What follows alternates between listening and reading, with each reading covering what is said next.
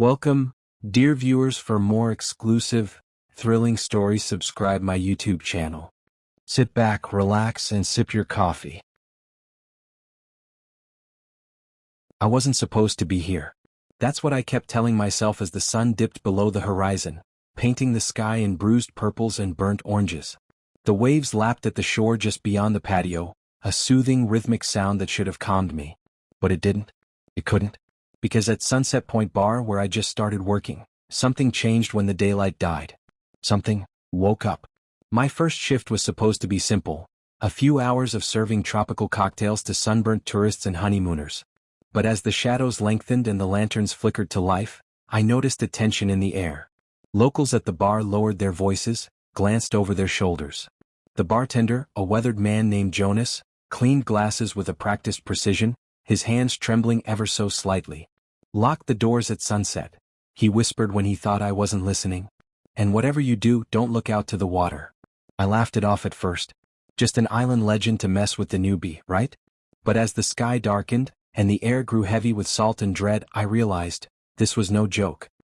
My name's Evan, and I had taken the job at Sunset Point Bar on the tiny island of Kanoa, somewhere in the middle of the Pacific. I'd been desperate for work, and this gig had seemed like paradise, a beachside bar with endless drinks and a paycheck. But I hadn't known about the rule. It wasn't in the contract. It wasn't posted on any wall. But everyone who worked here, from Jonas to the kitchen staff, knew it. When the sun sets, the doors stay locked. And you never, ever look at the water. The first time I heard it, I thought they were kidding. But now, standing at the bar as the last sliver of sun disappeared below the ocean, I felt something shift. It was subtle at first. The air thickened, pressing against my skin. The waves outside grew quieter, but not in a peaceful way. It was the kind of silence that comes before something terrible. Jonas caught me staring out at the beach and hissed, "Close the shutters." Now. I stumbled to obey, fumbling with the bamboo screens that slid over the bar's open windows. As I worked, I noticed the lanterns by the door flickering, their flames dimming unnaturally. The tourists at the tables inside were oblivious, laughing and sipping drinks. But the locals, what few there were tense, their faces pale and eyes darting toward the ocean. I tried to shake it off. Maybe it was just a storm rolling in. But when I caught a glimpse of Jonas's face as he bolted the last window, I saw pure terror etched in his features. That was when I heard it. A soft tapping, like fingers drumming against glass. It came from the back window, the one that faced the beach. I froze, my heart slamming against my ribs. Jonas dropped the glass he was cleaning. "Don't answer it," he whispered, his voice hoarse. I glanced at him, confused. "It's probably just someone outside." Jonas shook his head violently. "No one's out there after sunset." I didn't believe him. I stepped toward the window, drawn by curiosity more than common sense. As I approached, the tapping grew louder, more insistent. I hesitated for a moment before pulling aside the curtain, just a tiny bit, just enough to peek. That was my first mistake. Outside, standing in the shallows, was a woman. At least, she looked like a woman, long dark hair plastered to her face, skin pale as moonlight. Her eyes were pitch black, and her lips were parted in a ghastly smile. She raised one hand and tapped on the glass again, her nails leaving faint streaks. I stumbled back, heart racing. "Jonas, there's someone?" Before I could finish, he grabbed my arm and dragged me away from the window. "You don't look at them," he snapped. "If you look, they'll come closer. They'll follow you." "Them?" I echoed, my voice trembling. But Jonas wouldn't say more. He just shoved me toward the storeroom. "Stay back here. Stay away from the windows. And whatever you do, don't go outside." The storeroom was dark and smelled of damp wood and old liquor. I crouched behind crates of rum, trying to calm my breathing, but every nerve in my body was screaming.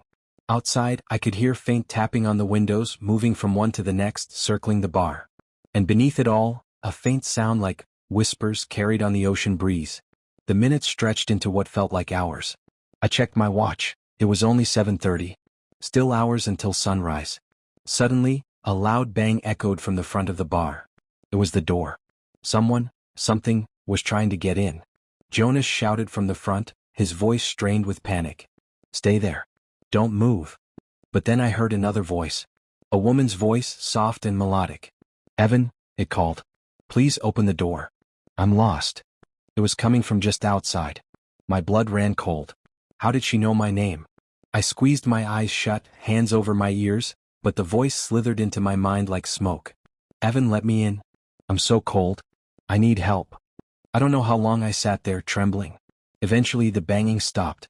The whispers faded. But the fear remained, heavy and suffocating. Finally, just before dawn, Jonas found me and pulled me to my feet. His face was pale, his hands shaking.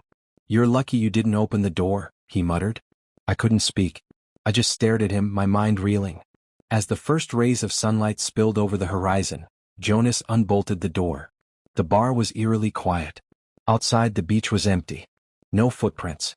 No woman. Just smooth, undisturbed sand. But I knew what I'd seen. And I knew this wasn't over. Jonas turned to me, his expression grim. "You made it through your first night. But the next one will be harder. They'll know you're here now." The sun was barely over the horizon when Jonas locked the front door again, this time from the outside, and handed me a battered key. "Go home, Evan. Sleep if you can. You'll need your strength for tonight," he said, his voice rough from sleeplessness. I wanted to ask what was happening, to demand answers about the woman outside, the tapping, the voice that whispered my name.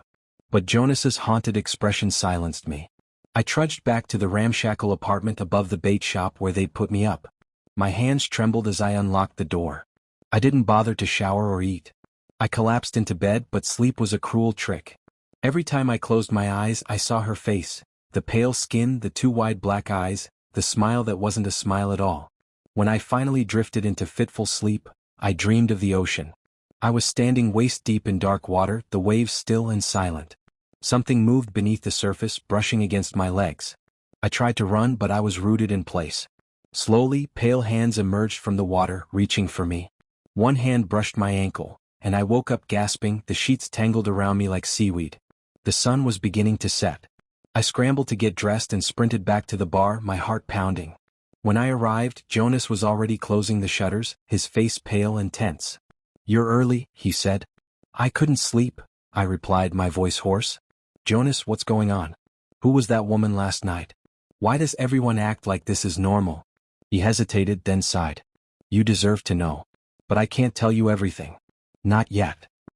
He glanced around the empty bar as if afraid of being overheard. "Just remember this: if you hear them calling your name, don't answer. No matter what they promise. And whatever you do, don't go outside." As the last of the sunlight disappeared, the bar filled with locals and a handful of tourists. The islanders huddled close to the center of the room, drinking quietly, avoiding the windows. The tourists, oblivious to the growing tension, laughed and danced to the tinny music from the jukebox. I tried to keep busy, wiping down tables, serving drinks, but my nerves were frayed. My gaze kept flicking to the shuttered windows, listening for the soft tapping that had haunted me last night. Just after midnight, the power flickered. The lights dimmed, then died, plunging the bar into darkness. The lanterns sputtered back to life, casting eerie, flickering shadows. The whispers started. Faint at first, like the wind through the palm trees. But then they grew louder, pressing against my mind like icy fingers. "Evan. Come outside, it's beautiful out here, you'll never be alone again." I clenched my fists, trying to block it out. But the voice was so familiar. It was my sister's voice. Claire's. I spun around, heart hammering. Claire had died 3 years ago. Drowned in a boating accident off the coast of California. I'd never forgiven myself. I should have been there. I should have saved her. But her voice was here, calling to me. "Evan, please, help me." I staggered toward the door, my breath coming in sharp gasps.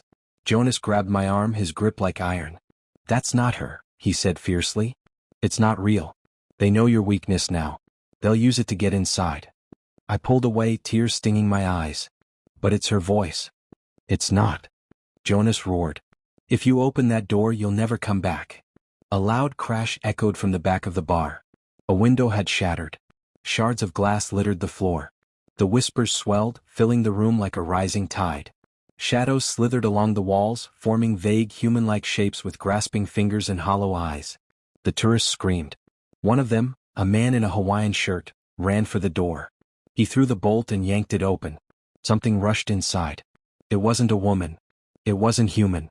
It was a shape made of sea spray and black mist, with too many limbs and a face that flickered like a broken mask. It grabbed the man and dragged him screaming into the darkness. Jonas slammed the door shut and re-bolted it, his face ashen. "They've crossed the threshold.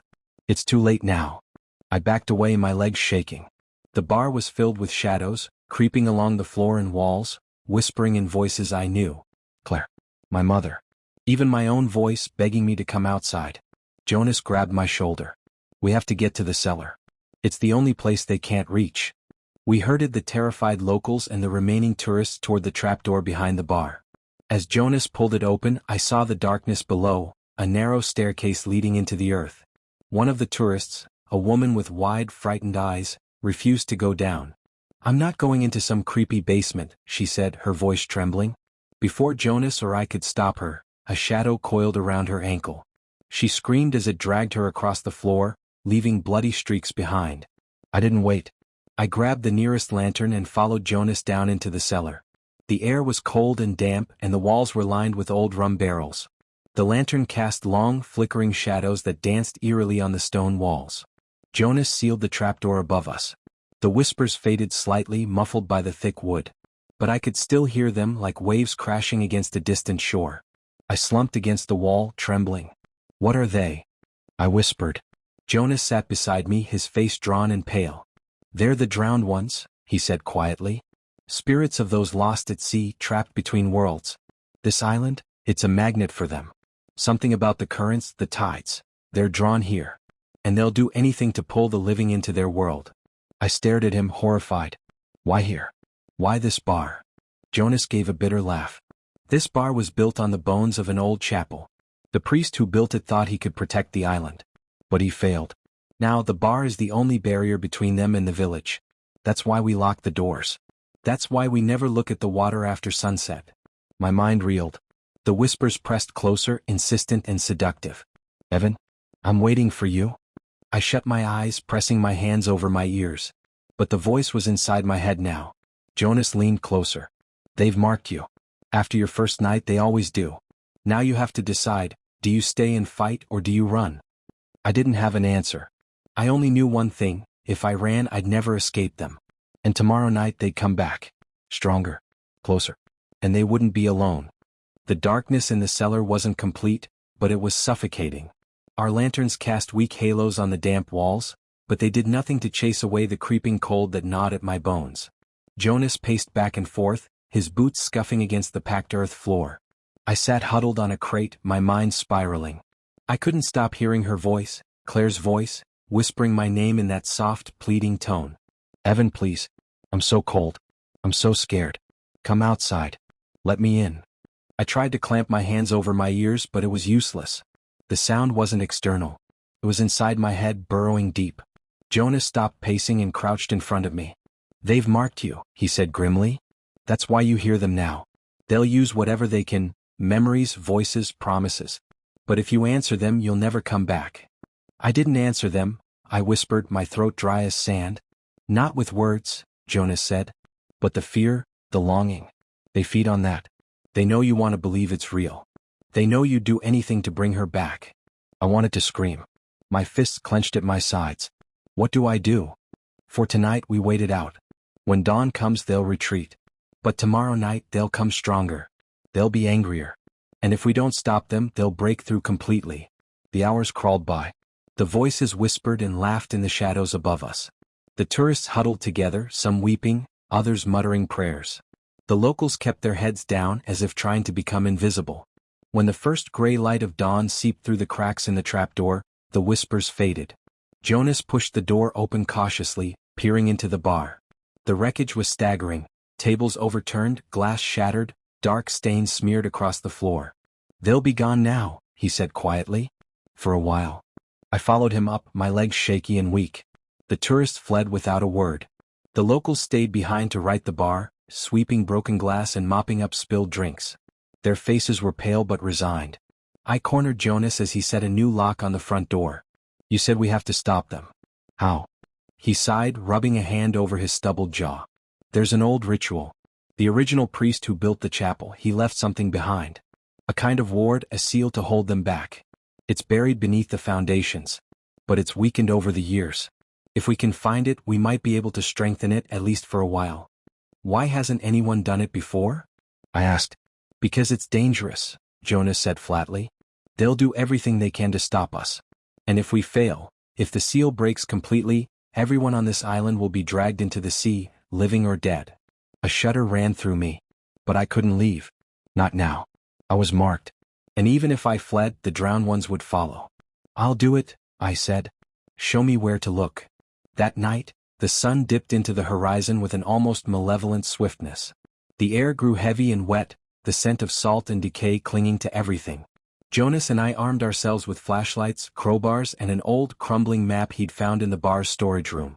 The seal's hidden beneath the cellar, he explained. There's a tunnel that leads to the old chapel's foundations. But it's collapsed in places, and the drowned ones guard it fiercely after sunset. We waited until the bar was shuttered and the last of the locals had left.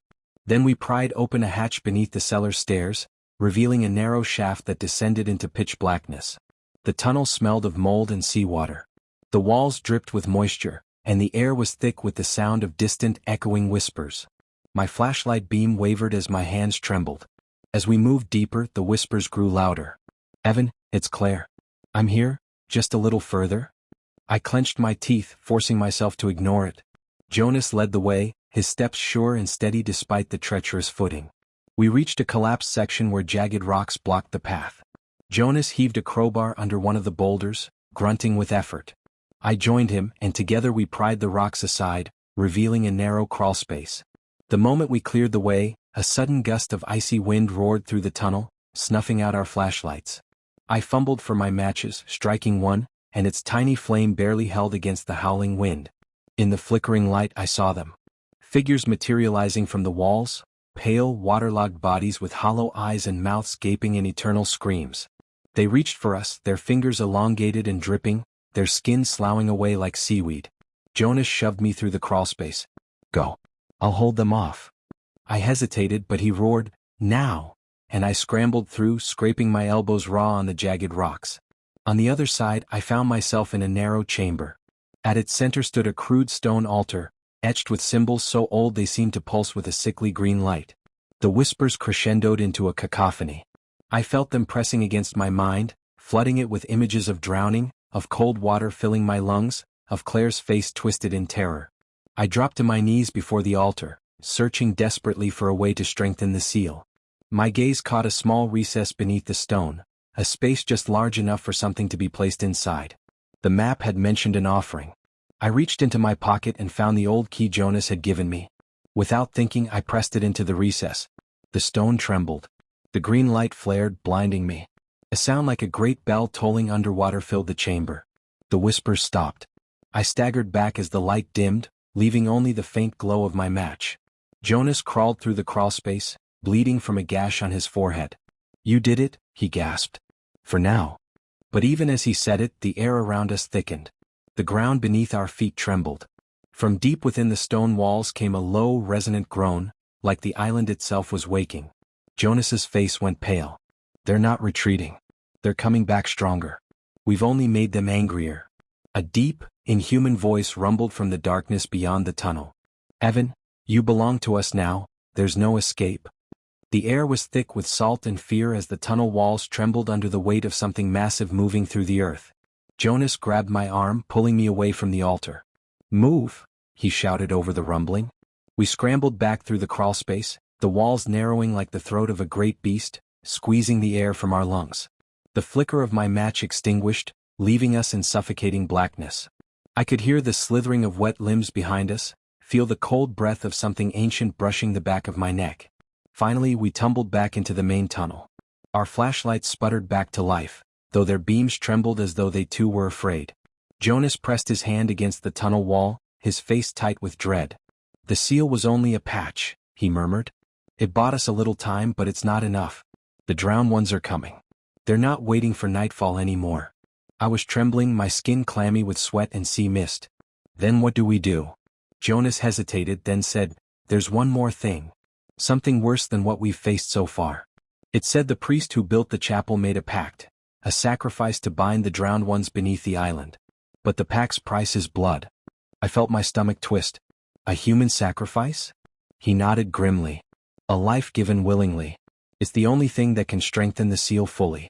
Without it, they'll rise and no one will survive.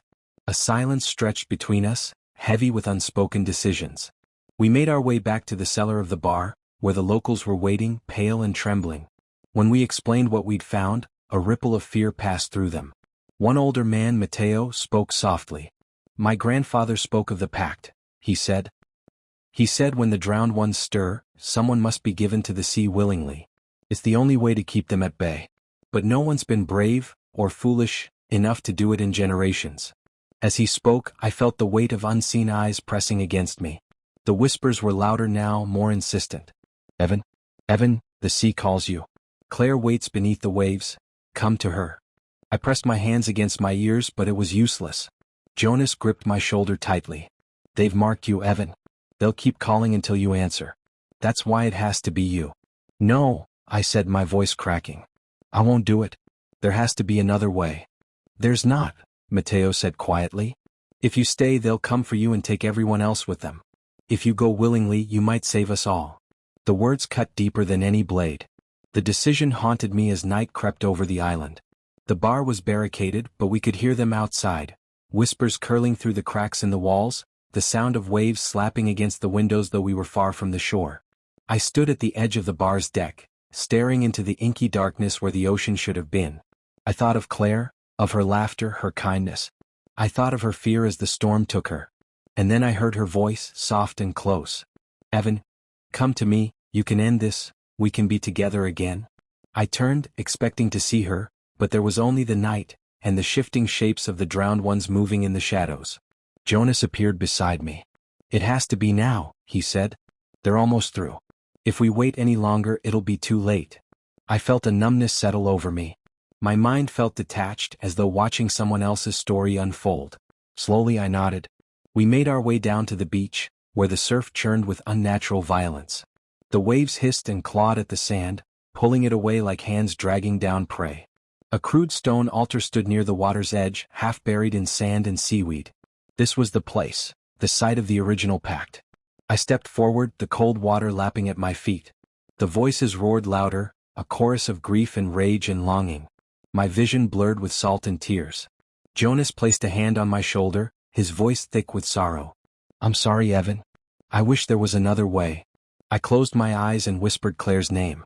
Then I stepped into the surf. The water surged around me, rising higher, pulling at my legs with greedy strength. I felt hands, not hands of the living but slick, rotted fingers, grasping my ankles. My pulse thundered in my ears. And then, as I was about to be dragged under, I felt a surge of warmth and light. A voice, not Claire's but something deeper, older, boomed in my mind. "You offer yourself willingly. But your sacrifice alone is not enough." I was yanked backward, stumbling onto the shore. Jonas grabbed me, hauling me away from the water's edge. "What happened?" he gasped. "The pact, it wasn't just one life," I said hoarsely. "It requires something more. Something we're missing. If we don't figure it out, the island is doomed." The surf roiled violently, dark shapes rising just beneath the surface. The air shimmered with unnatural heat, and the ground trembled as though the very island was trying to shake us off. And then a towering figure rose from the waves, a thing of shifting seaweed, barnacles, and rotting flesh. Its hollow eyes fixed on me, and its mouth opened in a cavernous smile. "Evan, the pact is not complete. The sea is still hungry. We will have you all." The monstrous figure rising from the waves towered above us, its shifting form a grotesque mosaic of seaweed, bones, and rotted flesh.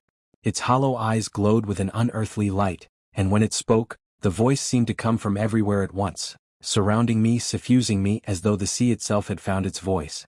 "Evan, the pact was broken long ago. One life cannot mend it. You all belong to us now." I stumbled back, my mind reeling from the weight of its words. Jonas stood beside me, his face ashen. The others, Mateo, the remaining locals, had gathered behind us, drawn by the cacophony of waves and whispers.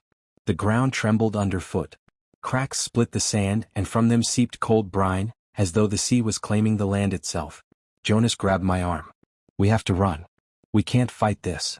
But I didn't move. Something deeper stirred in my gut, a cold clarity cutting through the panic. The creature's words echoed in my mind. The pact was broken. One life wasn't enough.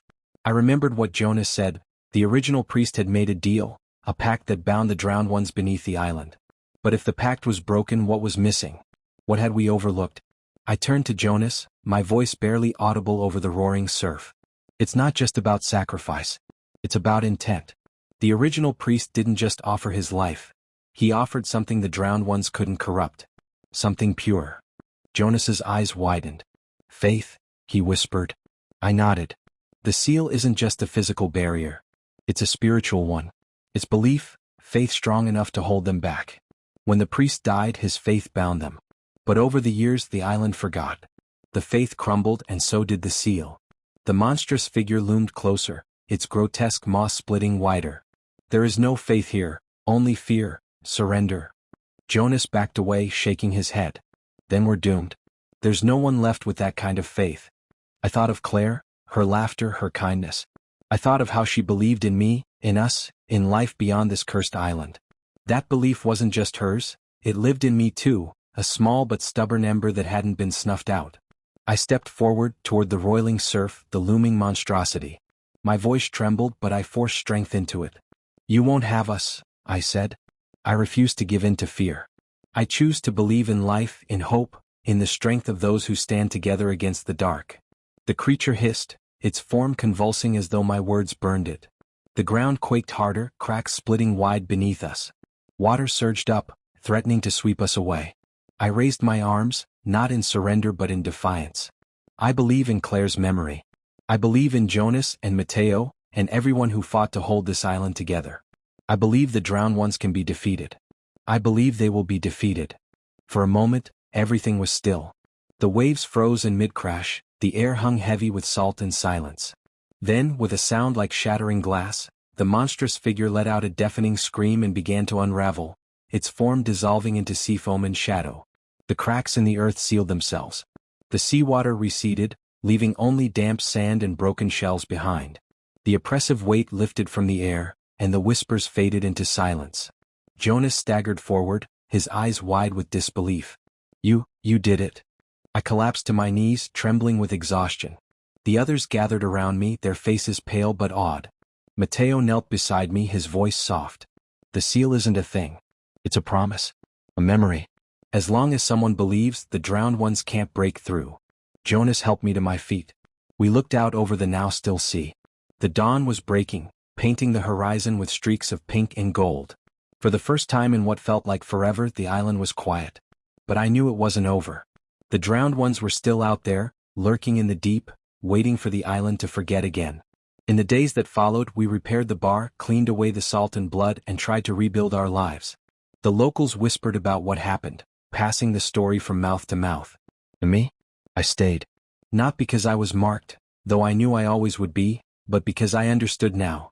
The island needed someone to remember, someone to keep the promise alive.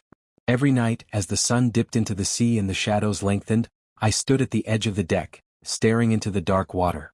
And I whispered a single promise. I believe.